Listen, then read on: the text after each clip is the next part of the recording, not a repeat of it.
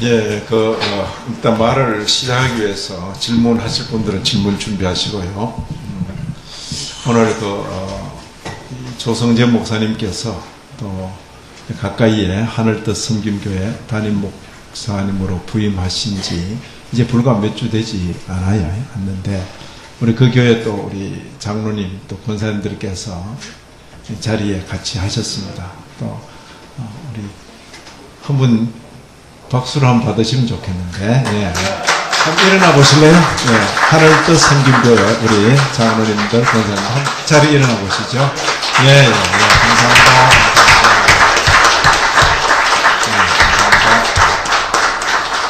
앞서 또 앉아 계시다가 또 먼저 떠나신 자리를 뜨신 우리 교인분들도 계시는데, 담임 목사님도 이렇게 함께 오시니까 굉장히 좋잖아요. 좋고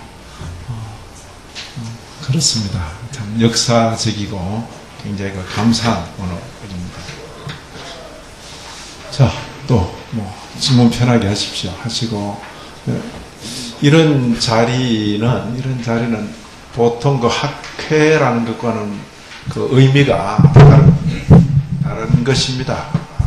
보통 학회하고는 의미가 다른 것이, 지금 이제 저도 이 교단에 있는 학교에 와서 한 8년 가르치고, 또 이제 이 교회로 와서 12년 목회를 하고, 그렇지 20년 안 됐습니까?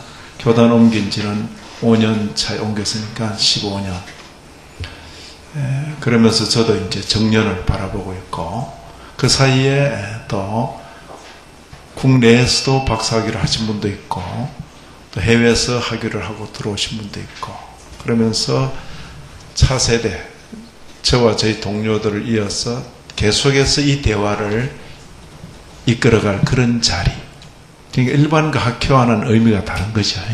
그래서 이 개혁신학의 이 내용을 계속해서 이야기할 수 있는 그 자리로 이런 자리가 마련된 것입니다.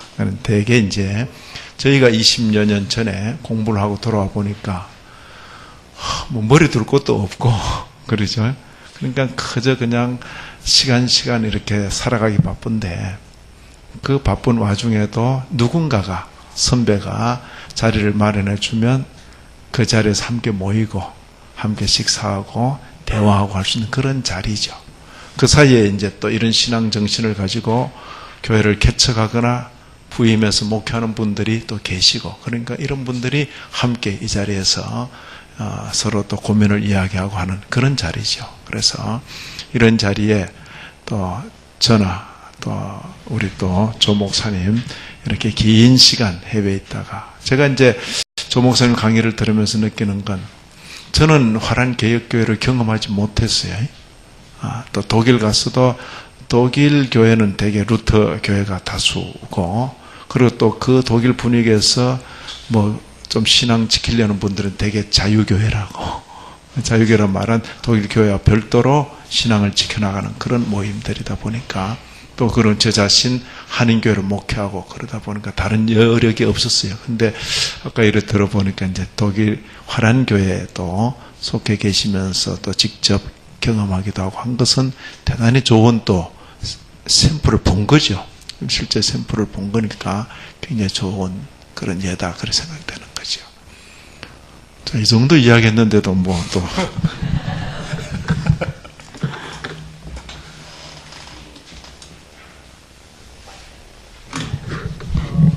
이성원 선포입니다. 지하철역에 따라서 독일 전국에 이 말을 또 꺼내나는 것이 회의가 다른 사람들이 나오기 때문에 정신과 중앙에서 나오는 좀 귀한 교육을 했습니다.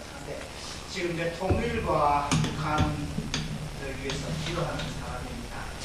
근데 북한에는 지금 기본 교회라 하는 공식의 신도교회, 이거는 우리 교회 사상의 교회로 보지 않습니다. 그 말씀의 그것이 영용품 방향에 있습니다. 그리고는 이제 지하교회들이 있습니다. 그 지하교회들은 실제로 말하자면 우리 교회에서 말하는 말씀의 바른 선포라든지 권징이라든지 혹은 성례 이런 것이 옳게 되지도 못합니다. 그런 상태에서 앞으로 통일이 되어진다면 우리 개혁교회가 나가야 할 방향 그런 것에 대해서 하나는 부탁을 드립니다. 어떻게 해야 될 것인가 이런 것을 좀 준비를 해서 교회로 하여금 준비하게끔 해주시기를 바랍니다. 혹 그런 점에서 통일됐을 때 우리 교회들과 북한 선교를 위해서 나가 있는 사람들은 북한에 어떤 것을 해줘야 될 것인가 이 자리에서 바로 답변 주셔도 좋고 아니 주셔도 쉬는 시간이나 언제든지 좀 다른 분들도 한 말씀 주시면 감사드리겠습니다. 예, 우리 이승은 집사님은 전직 팬텀기 조종사였습니다. 근데 이제 고공 비행하시면서 이제 귀를 좀 상하시고 해서 목소리가 좀 큽니다. 자기가 안 들리니까 내한테 막 소리 지르고 막 이러는데. 근데 이제 우리 교회에 잠시 계시면서 또 우리 청해신학교 또 등록해서 공부하시기도 하고 했는데, 지금 일단 그런 질문은 그냥 받아놓기로 하십시다. 뭐 굳이 제가 대답하기보다도 북한 교회에서의 어떤 북한에서의 개혁교회, 상당히 과제죠, 그죠? 선교지에서의 개혁교회. 막 어쨌든 예수 이름으로 교회 세우는 것도 쉽지 않은데 개혁교회 이럴 때 참 그런 하나의 과제로 일단 적어 놓을게요. 예, 또 다른 질문해 주십시오.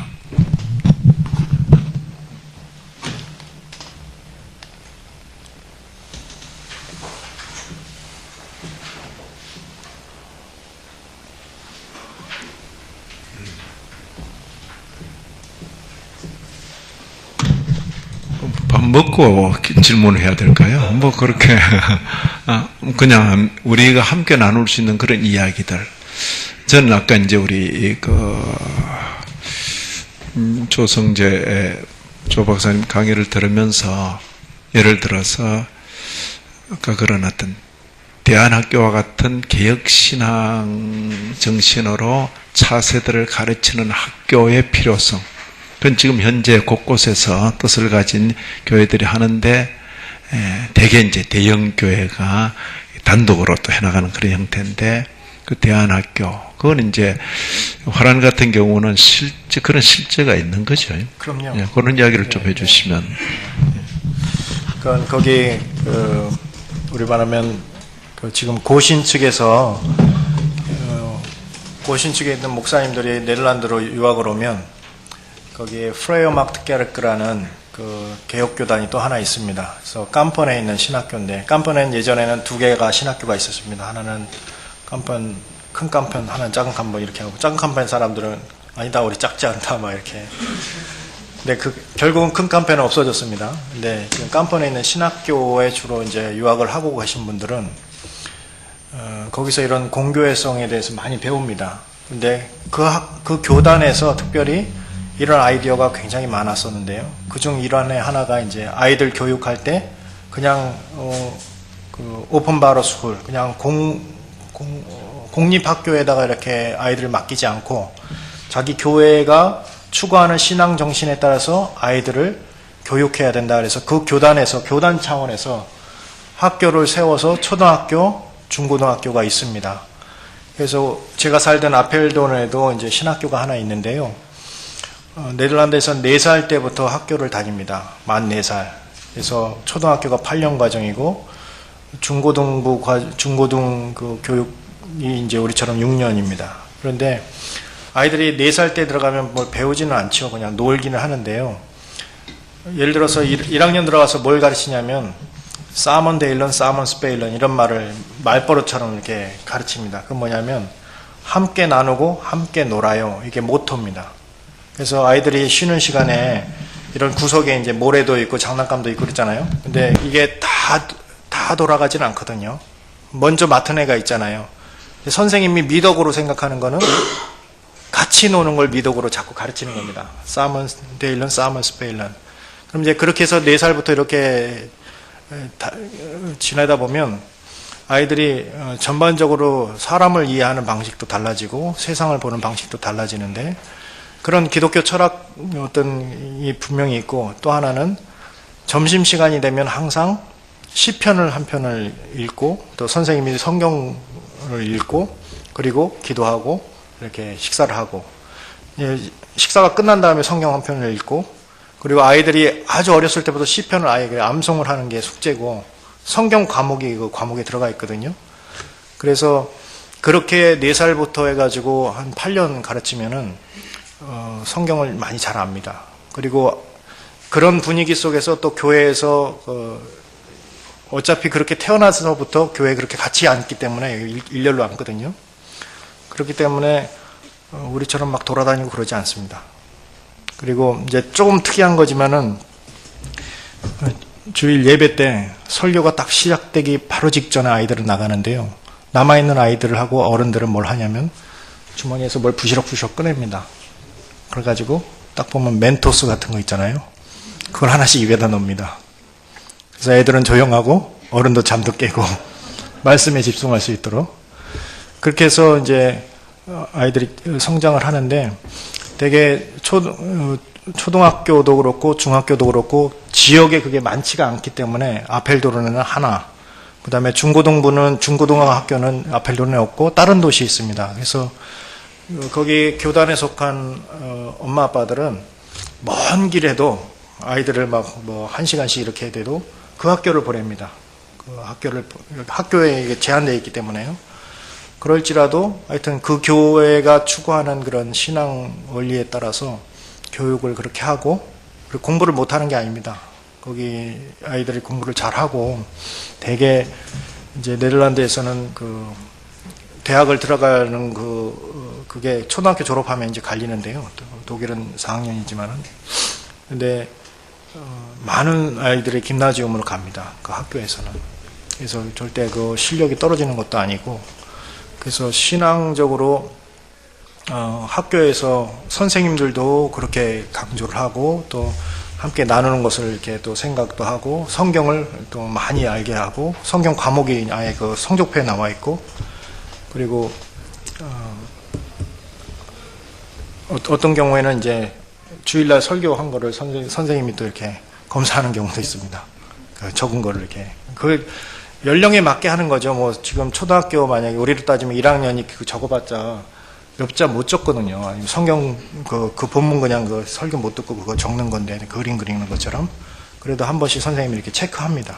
그래서 그런 게 이제 아주 어렸을 때부터 기본이 되면 아이들이 학교에서도 그렇고 가정에서도 그렇고 또 교회에서도 그렇고 그렇게 하면 그 안에서 아이들이 자라고, 거기서 의뢰의 그런 신앙을 가지고 성장하고, 그 다음에 그 안에서 결혼하고, 그리고 자녀를 많이 낳습니다. 그래서 제가 자녀를 4명 낳습니다. 저 독일에서요, 우리 교단 총동문회 선교회 하였는데 저보고 특강해달라 그래가지고 특강을 하는데, 제가 진짜로 대안으로 자녀를 많이 낳아야 된다 그랬습니다. 이게 저는 이제 장난으로 그렇게 처음에 생각했는데요, 유럽을 보니까 모슬림들이 자녀를 많이 낳아가지고 이제 유럽을 지금 실제적으로 많이 이렇게 섭렵하고 있거든요. 프랑스 같은 경우는 이대로 인구 증가율이 이대로 가면 50년 후에는 프랑스의 70%가 모슬림이 된대요. 그러니까 모슬림인데 프랑스 국적을 가진 합법적인 모슬림이죠. 그럼 더 이상 그거는 프랑스가 아니죠. 그래서 이제 그런 면을 보니까 기독교도 애를 많이 낳아서 전도 못할 바에는 그렇게 잘 길러가지고 건실한 그런 신앙인으로 키워야 된다. 뭐 이런 그 선교 대안을 한번 말한 적이 있습니다. 예, 일단 대한 우리 현재 분위기도 대안학교 뭐 이런 게 이런저런 이유로 생기는데, 신앙적인 이유로도 아마 생각은 하고, 또 거기에 대해서 아마 비용, 경비 이런 것도 아마 생각을 해야만 다음 세대를 살려낼 수 있지 않을까. 뭐 그 정도 조금 과제를 두고 또 다른 주제를 한번 이야기하죠. 예, 본인을 밝혀주시고 예. 예. 저는 코스모스 교회 성도 김명주 집사이고요. 코스모스 교는 아까 사회하시던 우리 강성환 목사님. 예. 아이가 셋 있습니다. 분두가 제가 질문 드리고 싶은 주제는 교회에서의 이제 미국 부분인데요. 쉽게 나누면 파트는 두 가지일 것 같습니다. 첫 번째는 이거는 주일학교의 어떤 분명 주일학교의 어떤 교육 방식에 대해서 좀 변화가 필요하다는 질문을 주셨는데, 그래서 구체적으로 이제 현재 어떤 그 변화에 대한 시도들이 있는지. 하고 계신 신망부 중앙교회의 주일학교는 기존에서 어떻게 조금 다르게 어프로치를 하고 있는지 궁금하고요. 그리고 궁극적으로 이제 좀 앞으로 예상을 해본다면 이런 방향으로 좀 구체적으로 갈 수 있는 상이 있다면 한번 말씀을 들어보고 싶고요. 또 한 가지는 청년부에 있어서 세계관 부분입니다. 저는 대학 청년부 시절에 세계관 공부를 좀 통해서 상당히 많은 도움을 받았다는 생각을 갖고 있습니다. 그래서 실제 사회생활하고 캠퍼스 생활하는 데 있어서 구체적인 어떤 생활적인 부분에 있어서도 굉장한 도움을 받았었는데 뒤에 살펴보니까 연구소 사역에도 뭐 그런 부분이 일부 있는 것 같습니다. 그래서 그런 부분들이 청년들에게 구체적인 어떤 좀 지도와 가이드가 어떻게 되어줄 수 있는 그런 부분들을 계획하고 계신 부분들이 있다면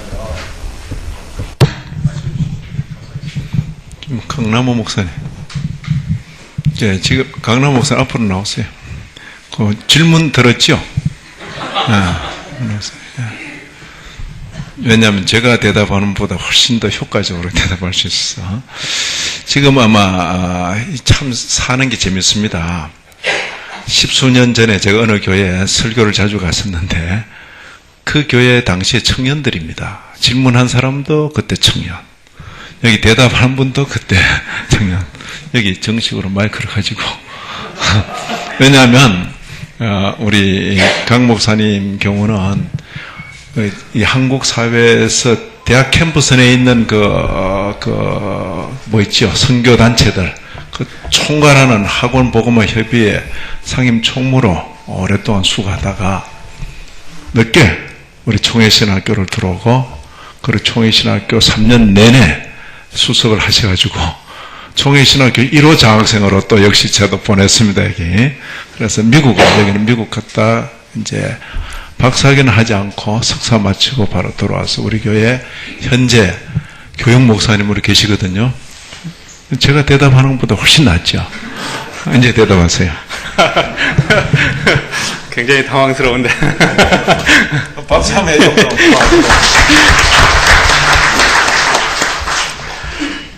저는 원래 이제 그 교육을 전공한 게 아니라 선교를 이렇게 전공했거든요. 그래서 제가 이제 교육 목사를 맡으면서 고민한 것이 선교하고 교육이 뭐가 다르냐. 이게 이제 굉장히 고민이 많이 되더라고요.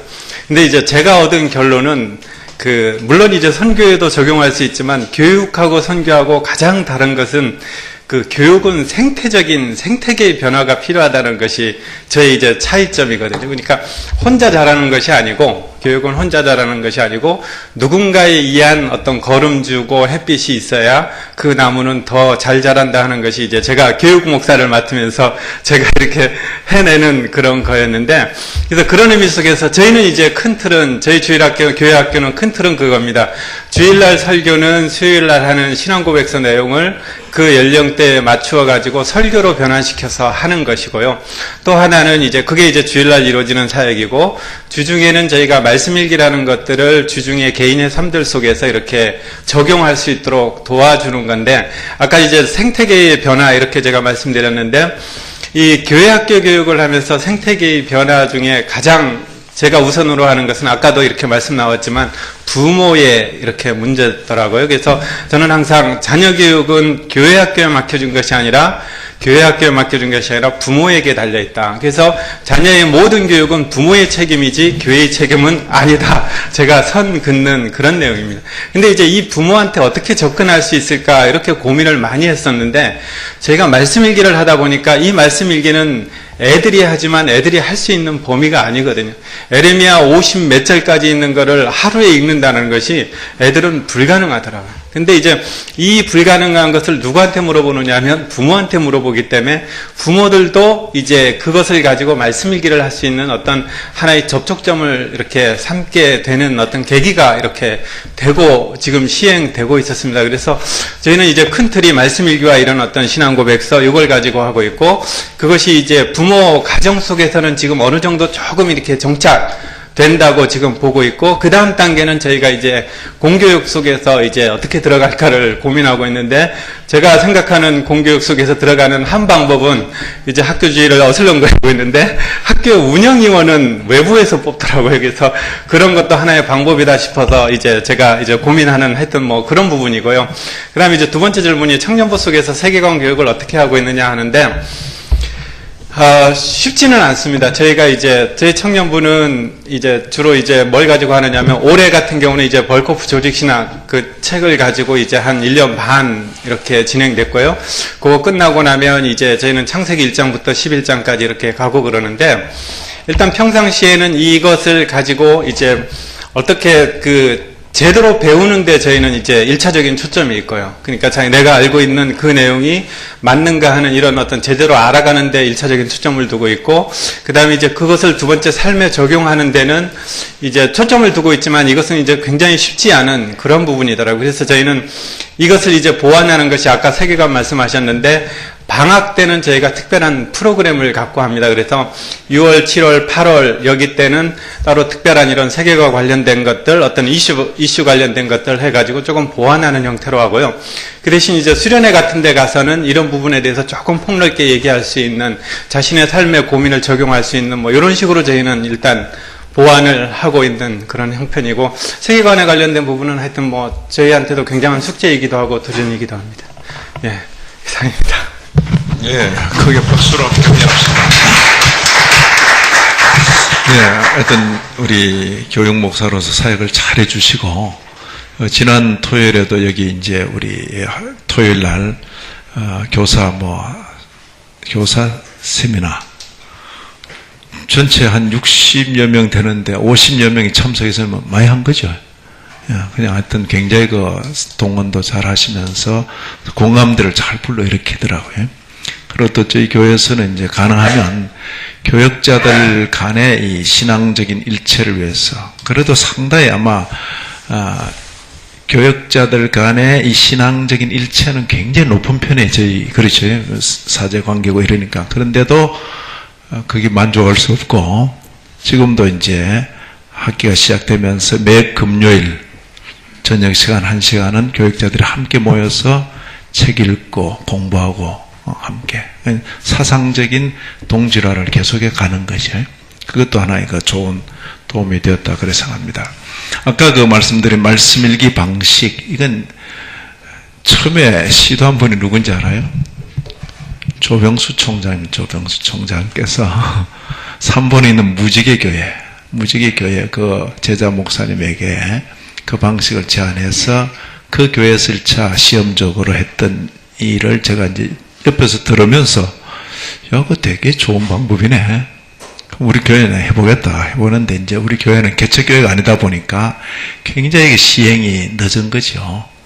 나중에 이제 해가 지나니까 주일학교 아이들은 다 하는데 어른들은 안 하고 있고, 그래가지고 금년에 들어서 비로소 여러분들에게 드리는 3월치 말씀일기, 그게 이제 금년에 우리 교육자들이 수고해서 낸 그 하나의 지난 세월의 집대성이죠. 그래서 예레미야서 같으면 그렇게 일단 내고, 다음 달 같으면 누가복음 같으면 이달 한 중순 넘어가면 이제 다음 교재가 나오겠죠. 그렇게 해서 그동안에 이제 쌓였던 것이 이제 그렇게 작품으로 나오는 그런 형태가 될 것입니다. 아마 이제 우리 연구소 쪽에서도 이런 내용을 조금 더 보완하면서 그렇게 나갈 거예요. 예, 또 다른 질문 없.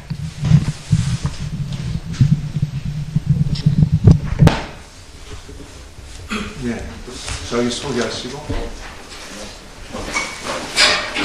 저도 역시 스무스 교회 김상훈입니다. 조성태 목사님께 좀 묻고 싶은 게 있는데,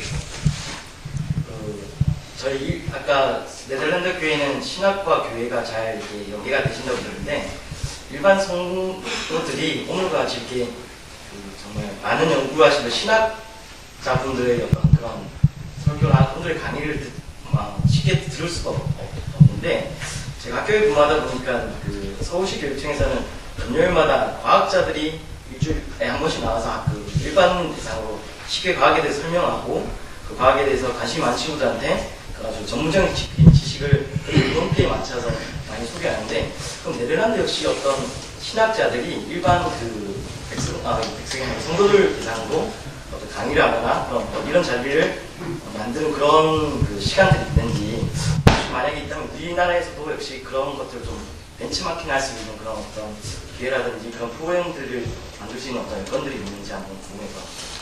네, 저 네덜란드, 그러니까 제가 공부했던 아펠돈 신학교는 오픈닥 같은데 이제 강좌를 합니다. 그러면 교회 성도들이 와서 듣습니다.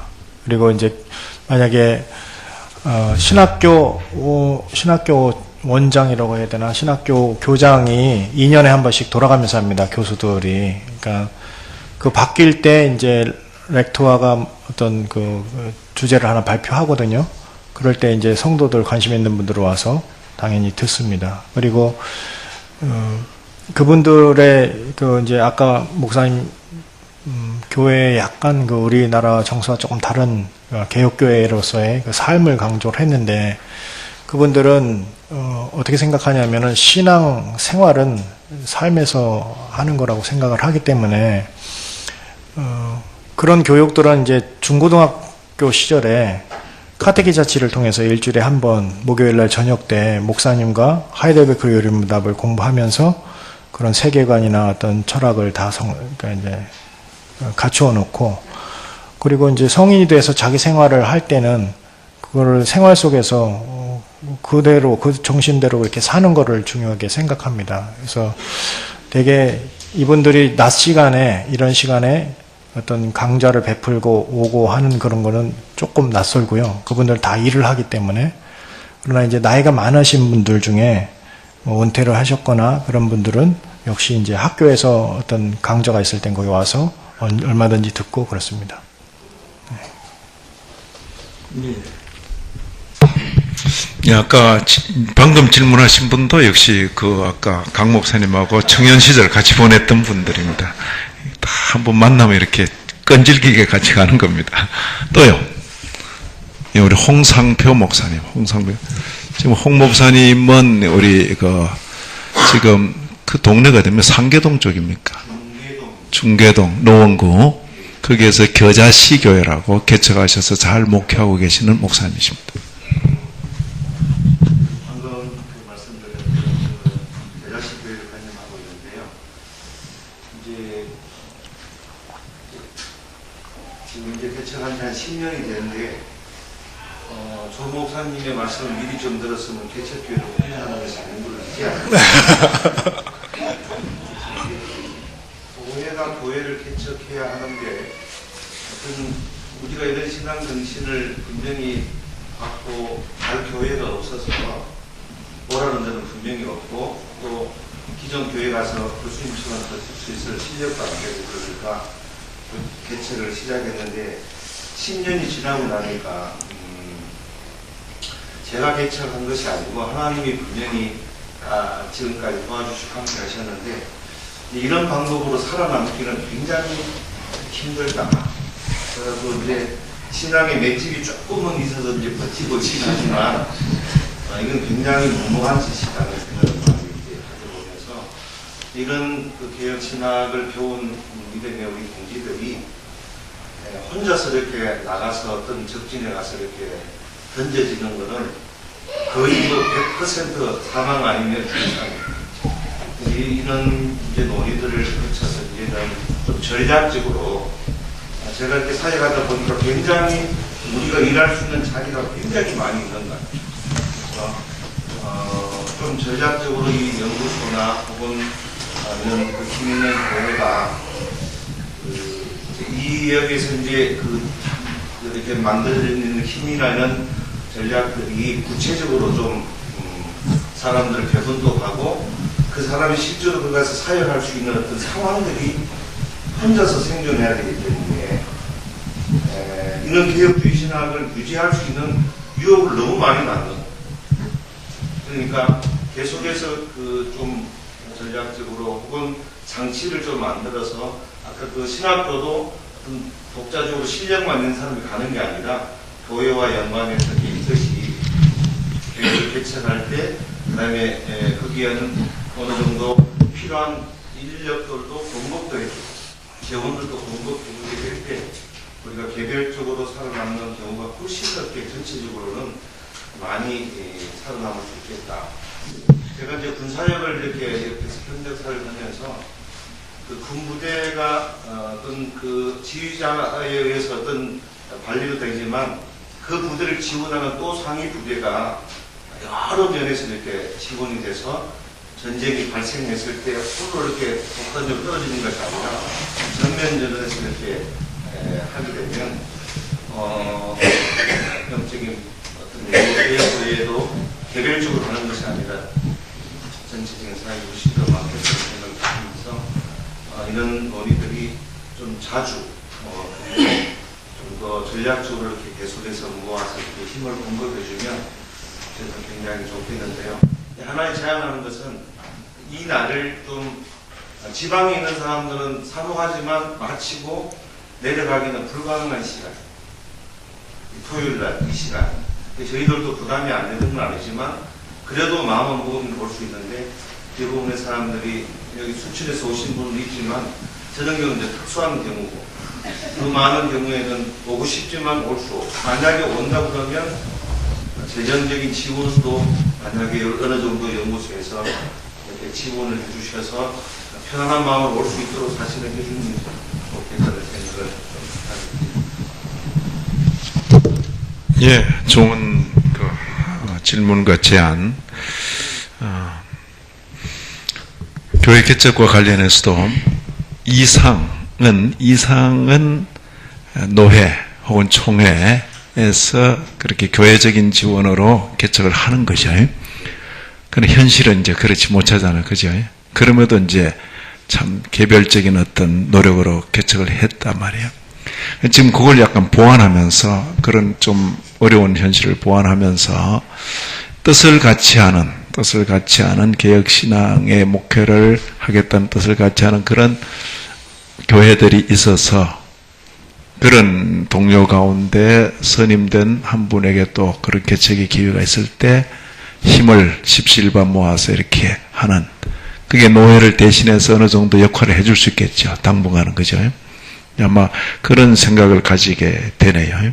그건 한번 우리가 이런 모임을 이제 시작인데 지속하는 동안 아마 열매로서 5년이든 10년이든 아마 열매로서 나타나지 않을까 그렇게 생각되고요.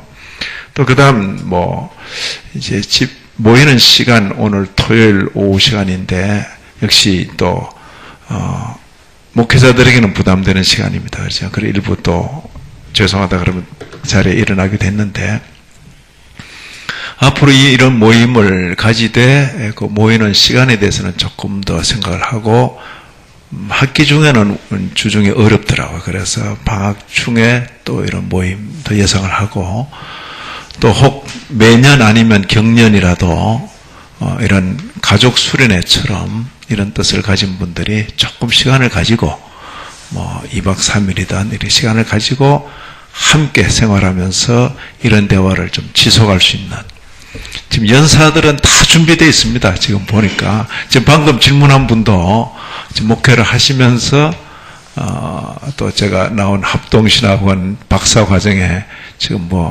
학위를 아직은 논문 지금 하고 있죠. 예, 그런 과정이 있으니까 지금 해외에서 공부하고 오신 분, 국내에서 공부 마치신 분, 연사들은 많이 준비되어 있습니다. 그리고 우리 성도들은 이런 자리에 참석하기만 해도 호강하는 거죠. 아까 잠깐 쉬는 시간에 우리 안주 집사님 네 분 만났는데, 와, 뭐 어디서 이런 경험합니까? 막 이러면서 막 너무 좋아하는데, 그러죠. 이 자리에 어떤 면에서는 실질적인 어떤 주인공이랄까, 이런 자리에서 질문하면서 요구, 목사님들 그 목회가 이랬으면 참 좋겠습니다라고 요구하는 것도 우리 목회자 아닌 혹은 장로님 혹은 권사님 혹은 집사님 선에서 요구할 수 있는 거죠. 예, 그런 이야기들이 이제 횟수를 거듭하면서 우리가 함께 이렇게 격이 없이 질의응답 혹은 요구, 청원 될 수 있으면 참 좋겠다 그렇게 생각되네요. 자, 혹 마지막 질문을 하실 수 있는 분. 예, 자기 소개하시고. 김광호 목사라고 합니다. 두 분께 질문 드리고 싶습니다. 제 고민이기도 하여서 질문 드리는데요.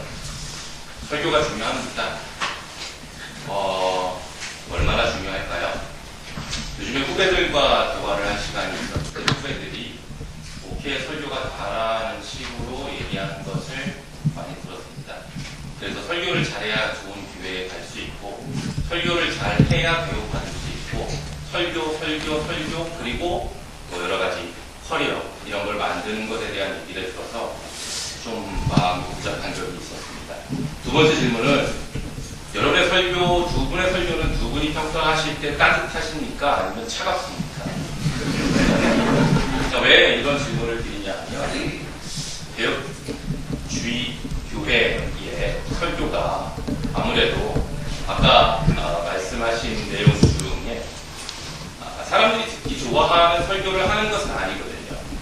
그러면 당연히 어떠할 것 같은데 두 분 스스로를 평가하셨을 때 내 설교는 이런 것 같습니다. 내지는 다른 사람들이 내게 이렇게 얘기합니다를 말씀해 주시면 좋겠습니다. 그래서 마지막으로 마무리를 하면서 그렇다면 개혁주의의 설교는 어떠해야 한가에 대해서 말씀해 주시면 감사하겠습니다. 아주 버릇없고 당돌한 질문을 막. 땡큐. 좋은 질문이고요. 아마 제 생각에는 이런 질문에 대해서는 답을 우리 일단 우리 청중 중에서 하는 게 훨씬 낫다 제 생각이죠. 예를 들어 목회자에게서 설교가 어느 정도 중요한가? 그건 제가 오늘 조 목사님을 모시고 오신 우리 하늘뜻 섬김교회 장로님에게 제가 일단 답을 그죠? 아직 설교 뭐 많이 안 했잖아요. 그러니까 일단은 장로님 생각에 한 목회자에 있어서 설교는 어느 정도 중요한가? 또 그렇다고 그 설교가 단가 하는 이런 질문에 대해서 한번 대답해 주시고요. 그 다음에 이제 본인의 설교가 따뜻한지 차가운지 막 날카로운지 아니면 뭉퉁한지 그건 또 이제 우리 교우 중에서 지금 권혁호 집사님이 계시는데 권혁호 우리 교회 안수 집사님이십니다. 권 집사님께서 한번 거기에 대해서 좀 대답해 주시고 제 얼굴 안 보고 해도 됩니다. 그러니까 그러면서 이제 이야기를 좀 하죠. 예, 장로님.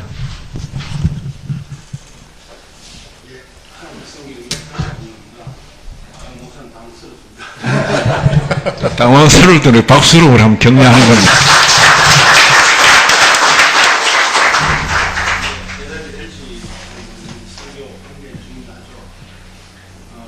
저희들은 수요일을 준비할 때 예배를 드리려고 한다고 하지 않습니까? 그 예배 속에는 찬양이나 기도나 모든 것이 다 포함되어 있지만 하나님의 말씀을 듣는 시간을 요청합니다.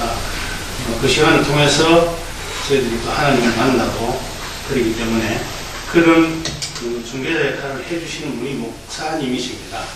그만큼 그날 설교를 위해서 많은 기도를 하시고 성경을 많이 읽으시고 연구를 하시고 오느냐에 따라서 그러므로서 그 시간에 저희 성도들에게 그 설교 말씀을 하심으로 인해서 저희들이 받아들이는 그런 폭이 굉장히 크기 때문에 설교 폭이 중요하다고 생각이 들고요.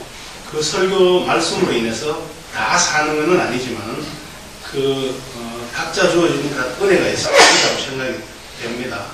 사람마다 다 받아들이는 은혜는 다 틀리니까요. 근데 그 은혜대로 살아갈 수 있는 하나의 동력이 되지 않나 싶은 생각이 들고요. 그것으로 인해서 말씀으로 해서 자기 신앙을 비춰볼 수도 있고 투영해 볼 수도 있고 그래서 반성할 부분은 반성하고 고칠 부분은 고쳐야 되기 때문에 설교가 매우 중요하다고 생각하고 저희 교회 목사님 오신 지 한 달밖에 안 됐는데 설교 굉장히 따뜻합니다.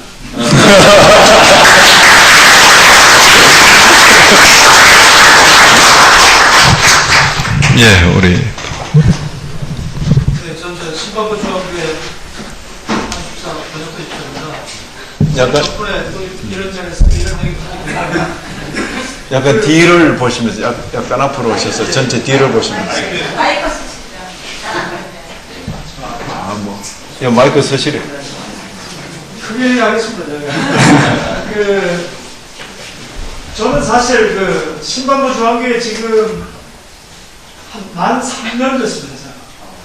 저는 신앙생활은 한 40년 이상 했는데 그 전에는 저는 이제 통합교단 쪽에 속해가지고 한 20년 이상 거기서 이제 안수자로 있다가 이제 어떤 또 계기가 돼서 감사하게 신방부 중앙교회에 그런 말씀이 전해진다는 것을 알았어요. 그 알게 된 우연한 계기는 제가 이제 다른 직장에 참 감사하게도 김동훈 목사님께서 신유회 담당 목사님으로 이제 흔쾌히 해주셔서 또 말씀을 듣다 보니까 이제 자연스럽게 이제 녹아져서 결국은 처음에는 이제 교회 옮길 생각까지는 안 했습니다. 그렇게 배워놓지도 않아가지고 또 안수자고 근데 거기서 어떻게 버텨볼래 이랬는데 그 상황이 그렇지 않더라고요. 그러니까 그래서 이제 자연스럽게 옮기게 된 그런 케이스인데 이제 저희 같은 경우가 이 목사님들한테 이제 이런 말씀을 드리면 좀 현실을 좀 이렇게 파악하는 데 도움이 될 수도 있을 것 같은데 성도들이 보면 목사님들이 하시는 분들하고 사실 좀 다릅니다. 사실. 그리고 목사님들은 성도들이 과연 속에 어떤 갈증을 갖고 있는지를 잘 모르시는 것 같아요. 그러니까 그리고 목사님들부터 스스로 좀 이렇게 지도자라 하면은 저 목회자, 그 신학자 이런 분들과 일반 성도라고 하는 분들을 이분화시키는 것 같아요. 그래서 성도 중에 누가 어떤 말씀에 대해서 어떤 그 하모니나 그게 이 장로교진에서 어떻게 이게 전통적으로 이게 해석이 됩니까? 라고 여쭈면 집사님이 신학교 가셔야 되겠네요. 그러다 보니까 옆에 있는 동료, 남전도나 이런 집사님들 보기가 민망해서 저부터도 튀는 것 같잖아요. 그죠? 그러니까 그런 질문을 할 수 있는 분위기가 안 됩니다. 그거는 대형교회로 가면 갈수록 더 심하고 그저 목사님들이 원하시는 거는 그냥 효율적이고 아주 유기적으로 목사님께서 어떤 지침을 하실 때 그냥 이 물리적으로 움직여주는 거. 그리고 그런 목회가 또 굉장히 그 효과를 발휘하기 때문에 그 효용성을 최고로 치고 그 일에 제일 몸으로 물줄을 앞장서면 그분은 아주 그 간증거리죠. 그러니까 이제 성도들은 그걸 또 감사하게 열심히 하면서도 저뿐만 아니라 저 같이 했던 이렇게 동료들 보면 기저에 이게 맞는가? 그런 게 있습니다, 사실. 근데 그거를 목사님들은 잘 이렇게 챙기시지 않는 것 같아요. 그냥 성도들이 저렇게 하니까 좀 고맙고 잘하는가 보다 이러지만 성도들은 그렇게 하면서 모르기 때문에 그렇게 하는 거지. 사실 배우기를 그렇게 배워놔서 이게 해서 그러는 거지 늘 갈증이 있습니다.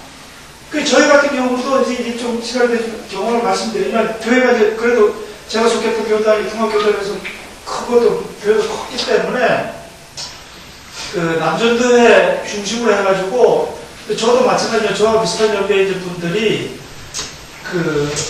이렇게 신앙생활을 하는 게 맞는가 봐요. 그렇게 고민을 하거든요. 왜 말씀 드리고 고민하죠. 그러다 보니까 자꾸 이제 행동을 하려고 그래요. 근데 이제 바르게 못 배우니까 어떤지 우리가 보편적으로 적용되는 그 도덕적, 윤리적인 어떤 좋은 행동들, 그걸 하면 이거는 당연히 하나님 뜻이고 이게 성령 충만한 것, 이렇게 그냥 우리는 생각을 해요.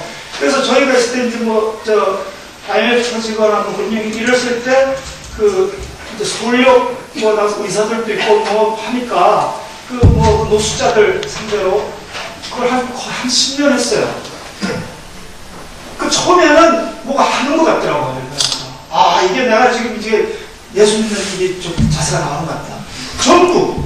왜냐면 다들 저와 비슷한 분들이 신앙생활을 하는데 내가 너무나 이렇게 왔다 갔다 하는 것 같다. 뭔가 좀 하고 싶은데 방법도 모르겠고. 그래서 이제 남전도회 중심으로 해서 그렇게 모여서 저희가 담임 목사님으로부터 저희 남전도회가 굉장히 칭찬을 받았거든요. 그때 보건시장이 서울시장 하실 때 제가 거기 회장을 맡았는데 제가 가서 표창도 받고 상패도 받고 이랬었어요. 저희 교회가 그걸 노숙자 한다 해서. 근데 그게 한 10년 지나다 보니까 이게 뭐지? 이런 생각을 한 거예요. 실제입니다. 이게 뭐지? 우리가 이렇게 매주 하는데, 그리고 그걸 하기 위해서 약사분들, 의사들 해서 자비약으로 다 약도 조달하고 하는데, 그래서 이게 뭐지? 이렇게 되는 거예요. 근데 답을 못 찾는 겁니다.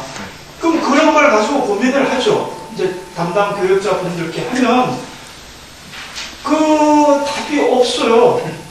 그냥, 좀 더, 노력하시고, 다른 또 교회들 좀 알아보시고, 저도 알아보겠습니다. 이 정도지. 그러니까, 이제 그런 거죠. 그래서 제가 아까 이제 목사님 말씀하신 게 현실이기 때문에 이해는 되면 무교육자분들이 늘 저희하고 이제 가끔 지내면서 하시던 목사님인데, 저는 이제 여기 오기 와서 이제 생각하는 게 뭐냐면, 설교를 잘한다 할 때 잘한다는 정의가 뭐냐는 거죠.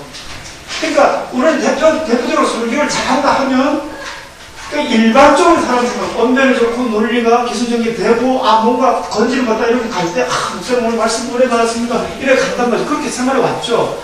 그리고 또 다른 목사님 또 그런 분들 계속 받들고 참 잘 모셨습니다. 솔직히. 근데 지금 제가 말씀드린 것처럼 성도들은 그걸로 채워질 수 없는 존재거든요. 그러니까 저가 눈을 뜬 게 교리라는 거에 눈을 뜬 거예요. 근데 교리라는 용어는 알고 있죠. 근데 이 신앙 고백서가 있었구나라는 걸 볼 때 보니까 제가 수십 년 이제 머리가 커서 이렇게 의문적으로 갇혔던 내용들이 그 안에 다 있었던 거예요. 몇백 년이 됐는데 그럼 이게 왜 안 가르쳐줬는지 제가 여쭤보기 시작한 거죠. 그때는 이제 집사님 신학교 가야 되겠다 이러시는 거예요. 집사님들이. 그러니까 이게 참 여쭤보기도 민망하고. 그러니까 이제 자꾸 여기 신방부 중앙교회 사이트를 이제 계속 보게 되는 거죠. 그런 상황입니다. 그러다 보니까 교리에 대해서 제가 안수집사회에서 제가 이제 감독이 되니까 얘기를 하지 않습니까? 그러면 되게 공감하는 분들도 다수 계시지만 굉장히 열심히 특심히 아는 집사님들 분이 계세요. 그런 분들 뭐냐면 집사님 우리 교리 얘기하지 맙시다. 교회 갈라집니다. 이래 나옵니다. 그럼 기계적으로 그렇게 돼 있으니까 저도 그래서 그 전에 그런 교리 얘기할 때 굉장히 그게 있었어요. 실제로 필드는 어떠냐면 통합이라서 그런지 몰라도 교리 이르면 고식도 올립니다. 그리고 장로교 신자들인데 어떤 편견을 갖고 있냐면 그쪽은 예배 시작하기 전에 인사도 안 한다더라. 아주 머리만 발달돼서 거기 은혜가 없어. 마치 술 먹으면서 하는 얘기 그대로 합니다. 그게 오늘 장로교 현실이에요, 사실. 그게 안수집사들이 하는 얘기입니다. 근데 이제 그렇게 해서 교회 담당 목사님께서 저의 그런 고민을 잘 이해해 주셔가지고 제가 살짝 빠져나왔거든요. 근데 잘 이해해 주셨어요, 저희 고민을. 그래서 좀 인격적으로 이해해 주셔서 감사하게 생각하는데 여기 와서 제가 이제 지내면 지낼수록 제가 확인이 되는 거는 성도들이 좋다, 우리 교회는 교제가 많다, 또 더 낮은 데로 우리가 구체성을 많이 한다, 이런 자부심은 시간 문제입니다. 아무것도 남는 게 없습니다. 솔직히 성도들한테는. 왜냐하면 성도들도 살거든요. 각 필드에서 나름대로의 윤리, 도덕 의식을 갖고 사회법 기준도 있고 살아요. 근데 이게 교회에서 외워라는 거죠. 성경이 뭐고 그런 걸 하는데 결국은 그 말씀의 핵심을 교리적으로 정리된 걸 성도들한테 그 풀어줄 때 그걸 알아듣는다고요, 성도들이.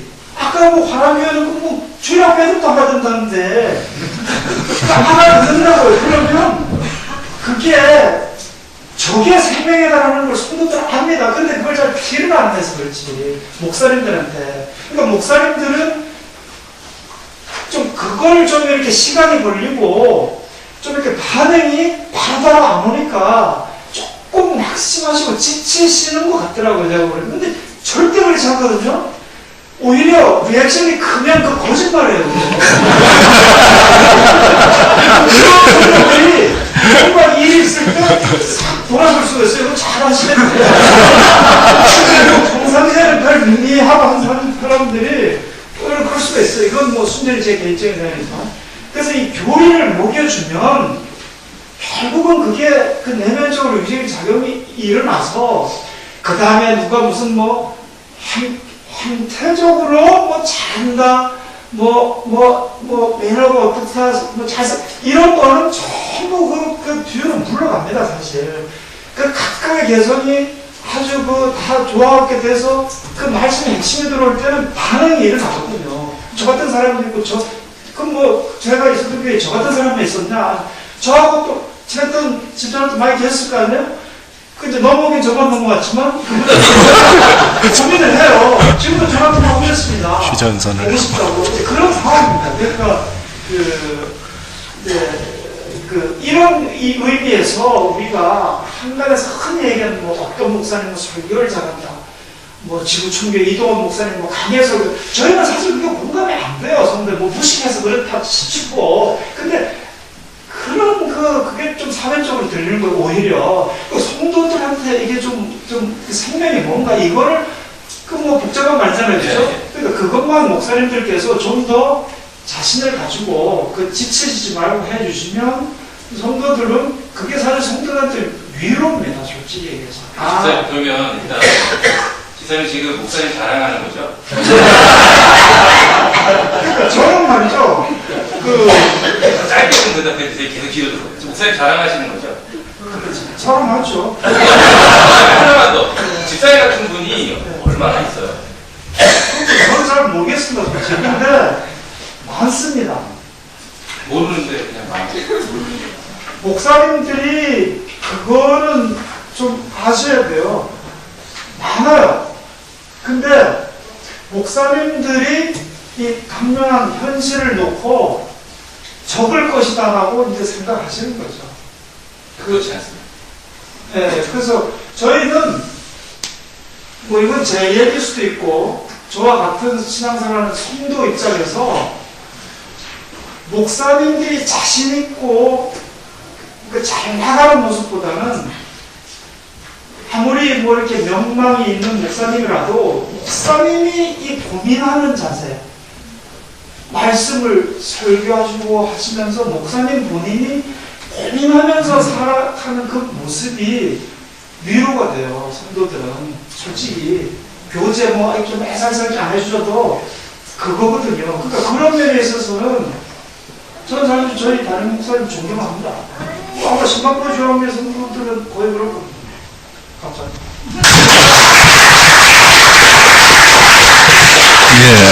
굳이 좀 어려운 형편이지만 또 이렇게 말씀을 드리면 좋죠, 그죠? 실감 나잖아, 그죠? 그러니까 우리 권 집사님께서 전향에 오시기까지 우리 교회 홈페이지를 흔적도 남기지 않고 드나들면서 A4 용지로 한 400페이지를 정리한 분입니다. 예? 어떤 신학생이 그런 분이 있습니까? 그러니까 그건 어떤 한 성도의 영적인 갈증이죠, 갈증. 그러니까 난 저분만 있는 줄 알았는데 또 비슷한 분이 또 있어요. 그래서 다음에 우리 연합해서 수련회 할 때나 이런 때는 이제 저런 분들과 함께 또 한 그룹이 돼가지고 목사님들, 우리 독일에서는 그래 했다고요. 한 그룹이 돼가지고 대화하면 별별 이야기 다 들을 수 있지 않습니까? 성도들의 그래서 아마 그런 날을 기대하고 오늘 대답은 이걸로. 저도 설교는 상당히 차지만은 따뜻하게 하도록 노력하겠습니다. 자, 이제 질의응답은 마치도록 하겠습니다. 사진 찍고 식사한다. 자.